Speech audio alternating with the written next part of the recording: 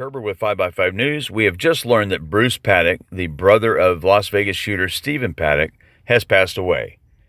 What you're about to see is the only interview that was given by Bruce Paddock. This interview was done by Jim Breslo of the Hidden Truth Show. We appreciate Jim allowing us to use this video.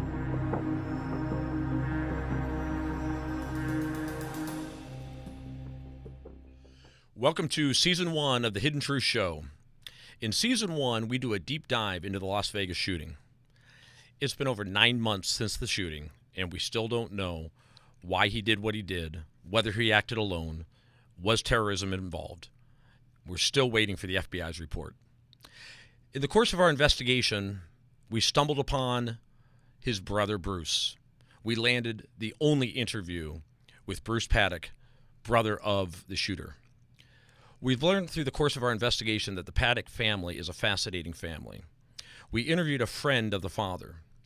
The father was a psychopath, con man, bank robber who wound up on the FBI's most wanted list. He left the family when the children were young. There are 4 kids. Steven, the oldest, the shooter. Second oldest was Eric, who you may have seen his interview that he did in front of his home, a bizarre and rambling interview the day after the shooting. We cover it on the podcast and play the interview for you in its entirety. Then there's Bruce, who has his own criminal past, and in fact was facing child pornography charges at the time that we found him and interviewed him. He has since beaten those charges. And then there's Patrick, who works for the government in Arizona and has laid low. Bruce tells a fascinating story about when the 4 of them were called to their mother's house, and she told them for the first time that their father was alive. Until that time, she had led them all to believe that their father was dead. Bruce tells that story and how he and his brother hopped in a car for a road trip up to Oregon to go see their father for the first time. What happened next will shock you. You need to watch this video of our interview with Bruce. If you enjoy the interview, I highly suggest that you check out the Hidden Truth Show podcast, Las Vegas Shooter. I started my interview with Bruce by having him tell us what it felt like to learn for the first time what his brother had done. Okay, so tell me, what do you remember? You saw it on television, I assume? Yeah, I woke up at 2 o'clock in the morning for my 2 o'clock medicine, and I saw that, that CNN and every channel had this shooting, and I looked again, and they said Stephen Paddock, and I said, what? So I called my mom, and my mom answered the phone, and I said, is that Steve? And she said, I guess so. And I asked her, was he sick like me? And she didn't want to talk about it. See, most of this interview is not going to go very well. And I don't expect a whole lot of this to be aired because of my feeling for other people. I care more about the people that were hurt and what it's got to be like to sit on the wrong end of a gun. Why they sell these weapons. So what did she say as far as when you asked her whether he was sick? She didn't want to talk about it.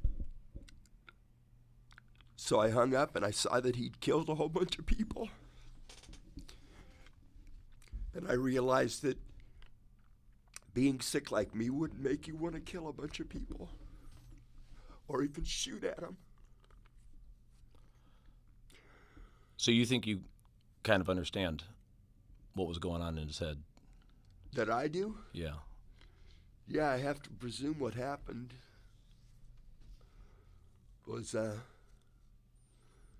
pain and the loss of a lot of things. The loss of the ability to control everything because he was always the controlling brother. He's 7 years older than us and raised us, took care of us. He was the father. And he was always mom's best choice. He had the bright red Volkswagen. all the neighbors wanted. And he was always in school. So he was the good kid? I guess. Yeah. He was the one always punishing us for being the bad ones. I don't know if that makes him the good one or not. But we never got punished by our mother. It was always Steve, or a combination of Steve and Pat. But you said he was controlling. What do you know about his controlling nature? It's his dream to have everything, you know. Money-wise. I mean, objects. He always had to have, you know. Looking up at the crystal on the counter tops going, yeah, all that's mine when in the inheritance. And when she passes away, everything's mine, you know. All in his mind that the whole world was his.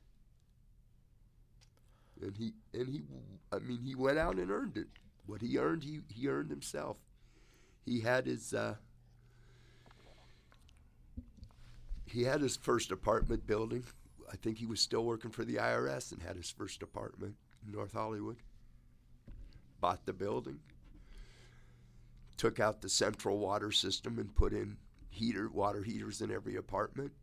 How was he able to afford that building? Did he have help? Yeah, he's always had my mom.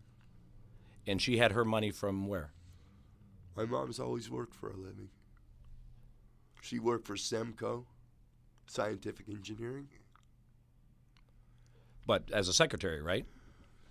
Yeah, well, she was a partner. Ended up being a partner, ended up taking a bunch of the stock. Oh, so she made some significant money from that.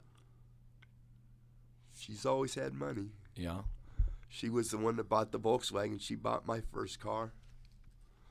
She's always taken care of us. And what about from your father? Did you guys receive any money from the father? How could we receive money from him? He was in prison. Well, but then he came out and became Bingo Bruce. And what was that? After we were all 21. Uh-huh.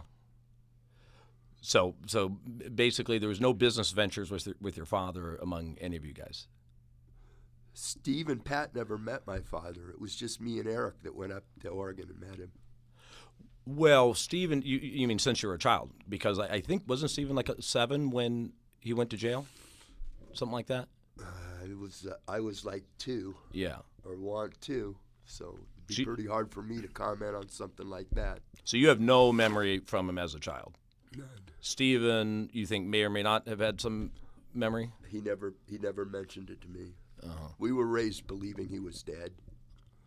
And then we never talked about him. Then how did you find out where he was? Well, one day my mom called me. I was at my girlfriend's house in Granada Hills, and she called me from the Sun Valley house and told me that I had to come over. And I told her I didn't want to, and she told me, you got to come over.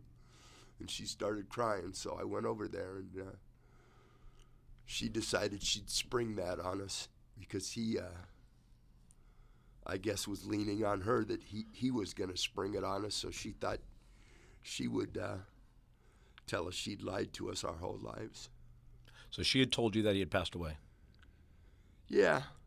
You know, strange things happened with her boyfriend from Semco, the owner, telling us, you know, that he was going to start hair plugs for men or a hair factory because... And I said, why would you do that? He said, well, you're going to be bald like your father. I said, how do you know my father? She slipped up. And he said, well, he'd seen pictures. And there was always that thing in my mind because I was raised being told, you're just like your father. And as a child, you think that's a good thing. But as you realize tone of voice, it's not a good thing. What do you think she meant by just like your father? Because every time I got into trouble,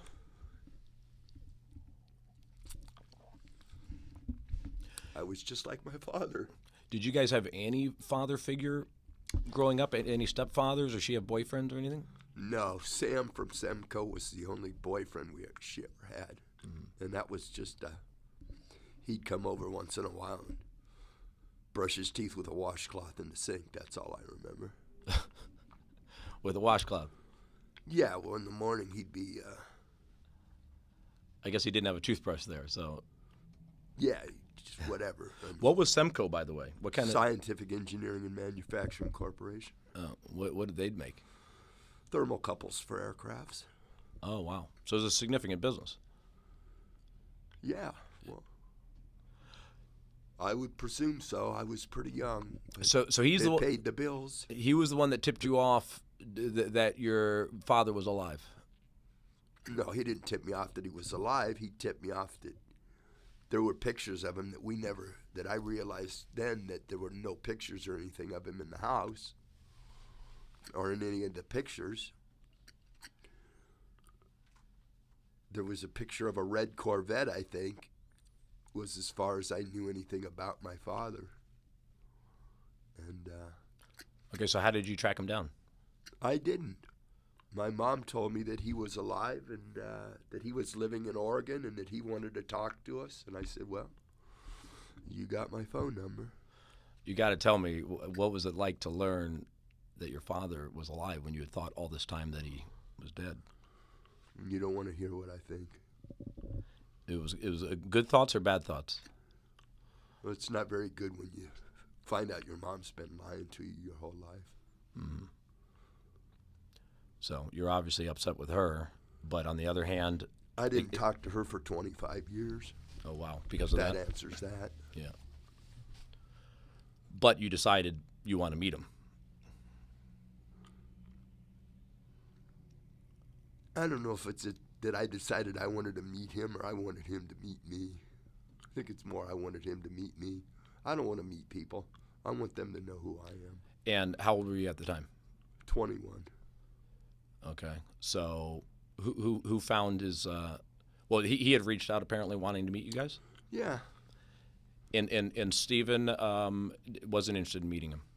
No, Steve and Pat were all on their own. I mean, Pat, I think, was in the Air Force then, and Steve was many years older. He was all, he walked out of the house. We all walked out of the house. There was nothing to discuss. She told all four of you at the same time? Yes. She got us all together. I was gone from the family at that time and out on my own, living my own life. She had to, like I said, she had to twist my arm. Do you remember what Steven's reaction was? No. I didn't look at anybody else. I've always been the loner. I lived in the garage. I've been a mechanic my whole life. I was more interested in picking stuff out of people's trash and taking it apart to figure out how it worked. So you and Eric go up to Oregon, right, to meet him? Yeah, we took my dually up there. You took what up there? My dually. Oh, that's a car? My truck. Okay. I don't know a dually. Dually's like a truck that you pull a boat with. Big truck with dual rear tires. Oh, wow. So that must have been some trip. You and your brother driving up from L.A. up to Oregon, knowing you're about to meet your father for the first time. Yeah. More on a scenic venture. It didn't last long. It sounds like a movie, right? Yeah. What do you mean it didn't last long? We hung out a day or so, and he ran his mouth about being an outlaw and wanting to show me pictures and this and that of his life, and I wanted nothing to do with it. There's all these things that he's apparently claimed that he had been: a Dixieland band singer, a pilot, an auto racing crew chief, a member of the Chicago Bears, survivor of the World War II minesweeping, a wrestler named Crybaby, who traveled with Gorgeous George. I've never heard any of that. No? No. I heard he was a 3-time loser. So he didn't, well, what did he, when you first met him, was he at the bingo hall? No, he was at a trade. Oh, no, we met him. He came and met us on one of the interchanges from Highway 5 to the road that went off to his house, I believe, in Springfield. I don't remember what interstate or what highway it was. At like a coffee shop? No, just at a corner. It's on a dirt lot on the corner of the highway. The first time you meet him is by the side of the road, basically. Correct. Well, do you remember why that was the arrangement? You didn't have Google Maps, and I'm not into map books, and Right. I told him that, I called him and told from the side of the road. We didn't have cell phones, so I called him from the side of the road and told him where we were, and he said it's going to take so-and-so amount of time, and I'll meet you on the corner here and here, and then you follow us in. So did he explain to you why he was not in your lives? No, I didn't need to explain anything. I had already had my mind made up on who he was. I didn't go up there for money. I worked for GM. I had everything I wanted. I worked 12, 14 hours a day and made money that nobody else had, being a mechanic and doing what I wanted to do. So what did you say to him? Oh, I don't know. I mean, were you letting out anger toward him? No, there was no hostility. It's just listening to him talk, taking in as much of it as you can swallow, and pretty much walking away from it. Uh-huh. And what kind of things was he saying? Oh, I don't remember, so many years ago. Like I said, the only things that stick out in my mind are that he's getting out these, I don't know, pictures, photo albums or whatever he had. I didn't even really look at them. And I was drinking a beer sitting on a chair in the living room, and I think Eric might have looked at him, and he had made some comment that he wasn't a criminal, he was an outlaw, and that was pretty much all I needed. There was no remorse for what he did or not raising the family, going and holding up a bank for a few $1,000s to go to Vegas and have a good time. There's not a whole lot to say to something like that. So no tears shed on your side? No. And what about his side? Well, he wasn't happy when I tore his house up. What happened there? He had gone to the bingo parlor or something, and the phone rang, and my girlfriend, Ronell, had left a message on his machine that so-and-so and this happened or that happened, and I had never known they were talking, except for when he came down here. They had talked a little bit, and I guess they'd made some decision to buy some stuffed animals or something off a container. Who had talked? Ronell, this girl I was living with. And she had talked with who? With my father, or Benjamin, whatever you want to call it, Bruce. Well, what name was he using when you met him? Was he using Benjamin? Bruce Erickson. Bruce Erickson. So you guys had the same name at that time? No. There's only one Bruce. There you go. His name's Benjamin Hofskins Paddock. That's how I know him. So you've confused me. How is it that your girlfriend was communicating with your dad? Well, that's part of the story we're going to leave out. Okay. But he came down here because some things had happened in my life. And after we had met, he came down here. We met like 3 times. The first time was when I went up there. The second time's when he came down here. And then the third time I ended up there again because some things had happened in my life. And she had contacted him, or he had contacted her, and they reached out, and instead of telling me what they were doing, they were playing games. The phone rang. It was her on the phone, left a message. I tore up his place and went over to a girl I was seeing in Oregon. Gotcha. So that was the third time that you saw him. Yeah. Then he showed up at her house, pissed off, and you can imagine just by talking to me for 2 minutes, I don't take anybody getting in my face. It takes about a second. Did you guys get physical with each other? No. People don't make that mistake. Was he a big guy, strong guy? Yeah, he was pretty big. He weighed like 336 pounds. Wow. But that doesn't make you strong. So, but he was kind of trying to get back involved in your life, it sounds like. No. I think he wanted me to get involved in his life. You know, because of my background and being able to fix anything I touch or investigate how to do it. That, people are always reaching out for that ability. Mm-hmm. You know, and he had bingo parlors and opened up more and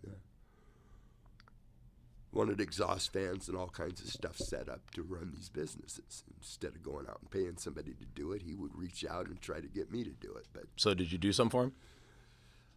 I hung out a few days there, but like I said, this time with my father wasn't something I was looking forward to doing. It was more of I had some problems down here. I needed to get away, and I've always made bad decisions. Going up there wasn't a good one. So that third time that you saw him, was that the last time? That was the final straw. Yeah. Yeah. There was no conversation after he came over to the girl's house I was staying with up there. What did he do there? He came to the door, knocked on the door, and wanted to know what happened. And I told him what happened, and he turned around and walked away. He wanted to know why his house was all torn up, and I told him. You were pissed off with him communicating with your girlfriend. Or my ex-girlfriend, or whatever you want to call her. Right. You know, you want to play games. So after that, no more communication with him? No. I heard from Pat that Pat went and buried him. In Texas? I have no idea where it happened. Do you know where he went after Oregon? No. I heard he went to Mexico, but it's just people's talking. He had a girlfriend up there, right? Yeah, she's the one that turned him in, I guess. That's what he told me. Uh-huh.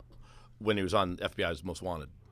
Yeah, well, he was living up there and using my name. I presume because it's a great name. My favorite performer has named that. Springsteen? Yeah, of course. Yeah. I'll stick with Ozzy. More your speed, huh? Generals gathered in their masses. So was, as far as you know, Steven had no communication with him? No. Steve had no communication with really any of us after. So you were talking about the money that he made in buying the apartment building. He had help from his mom, no help from Dad, obviously. He had help from the IRS. He worked for the IRS. Right. But how about, as far as you know, was all his business above board and legal? Do you think that he engaged in any illegal activity? Speculation. Yeah. What would you speculate? Ask and answer. You've been in court before. Never. Watch a lot of Judge Judy. There's a plug for Judge Judy. Well, at some point he got into business with Eric, right? Who? Your brother Steven. Not that I know of. No? Well, when Eric was interviewed in front of his house, he basically says that Steven helped make him a wealthy man. It sounded like they went into some business ventures It doesn't together. sound too wealthy to me if he's running his mouth like that. Yeah. What did you think of his interview? Well, I'd have killed him if I was there. Was your mom upset with that interview? My mom doesn't listen to any of it. She has no idea what's going on. She's locked in her house, scared to death. And she's about 90? Could be. How is her health, considering she's 90? I talked to her, so she's still talking. Yeah, and she's 100% there mentally, at least? Yeah, she sounds like she's 20, Wow. at least mentally. When was the last time you saw her? Long, long time ago. So is she, She lived in Temecula. Is she in assisted living now? No, she lives in a house, supposedly, somewhere in a gated community, and Eric must live there, too, because he takes care of her. Uh-huh. That's what I understand. He takes her to the doctor. I don't know. So other than that one conversation you had with her that night about the shooting, is the subject come up with her since? No, she hangs up if you talk about it. Well, There will be no communication about that at all. you could imagine. Even telling her that I wanted to talk to you guys and reach out and convey my sincerest condolences to the people that were families were destroyed by what he did. And we've spoken to many of them, and I think that they will genuinely appreciate what you said, you know. And we know that they're all searching for answers and looking for closure, and they've told us that finding out why this happened is important to them to get closure on it. I mean, I hate to make it sound so simple, but like Phil and I talk about, guns are a tool. When you sell tools at Home Depot, people use that hammer to hammer nails. Now you sell somebody a gun, it's a tool. They're going to shoot somebody with it. He had a long-standing love of guns, as far as you know? I presume so. I mean, how many people can buy guns like that? Well, he had plenty of money. You know anybody that? I don't know anybody. Plenty of money in buying guns like that do not run parallel. Why somebody would say something like that? Why would you even think something like that? But as I'd say it, people with plenty of money go out and help other people.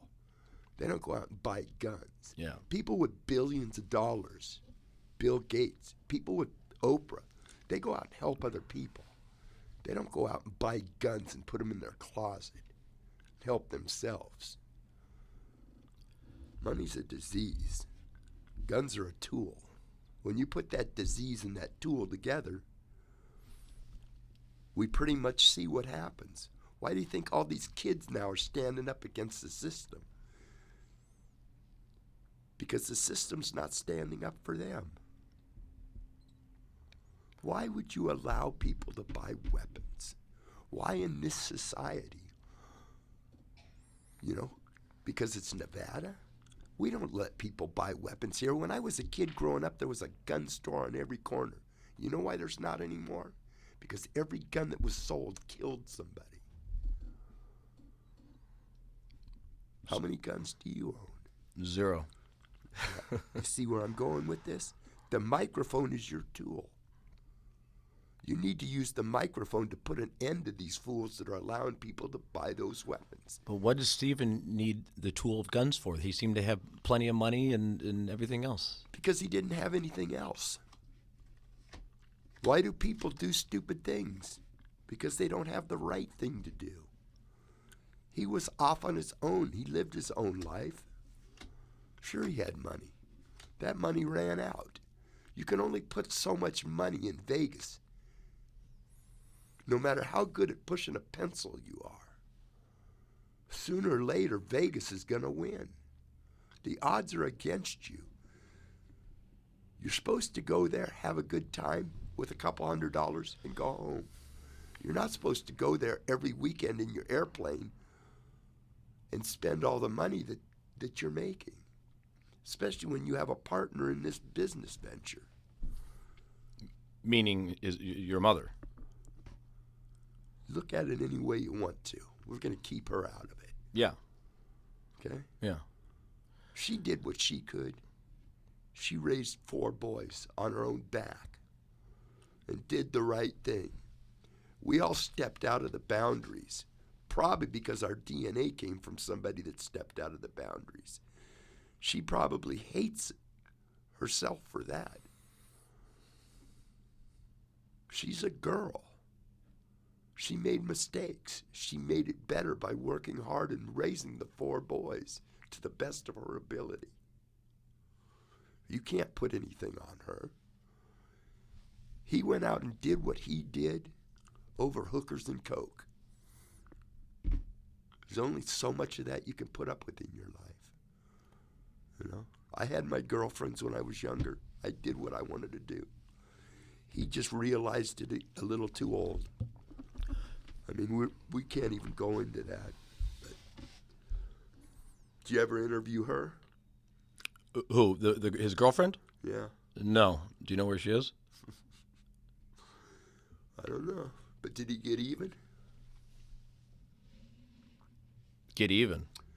She hurt him, he hurt her.